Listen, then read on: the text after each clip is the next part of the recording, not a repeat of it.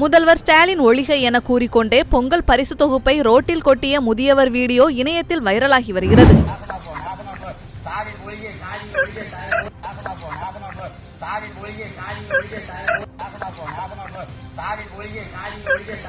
ஆண்டுதோறும் பொங்கல் பண்டிகையை முன்னிட்டு தமிழக அரசு 1000 ரூபாய் பணத்துடன் பொங்கலுக்கு தேவையான பொருட்களை ரேஷன் அட்டைதாரர்களுக்கு வழங்கி வருகின்றனர். இந்நிலையில் இந்த ஆண்டு ரேஷன் அட்டைதாரர்களுக்கு 1000 ரூபாய் வழங்காமல் சீனி, அரிசி மற்றும் ஒரு கரும்பு மட்டும் வழங்கி வருவதால் பொதுமக்கள் கடும் ஆத்திரமடைந்து உள்ளனர். பொங்கல் பண்டிகைக்கு பணம் கொடுக்காத தமிழக அரசுக்கு அரசியல் கட்சியினரும் கண்டனங்களை தெரிவித்து வரும் நிலையில் பொதுமக்களும் தங்களது எதிர்ப்புகளை தெரிவித்து வருகின்றனர். அண்மையில் மூதாட்டி ஒருவர் முதல்வர் ஸ்டாலினை தாக்கி பேசிய வீடியோ இணையத்தில் வெளியாகி வைரலாகிய நிலையில் தற்போது முதியவர் ஒருவர் ரேஷன் கடையில் வழங்கிய பொங்கல் தொகுப்பினை சாலையிலேயே கொட்டி சென்ற வீடியோ இணையத்தில் வெளியாகியுள்ளது.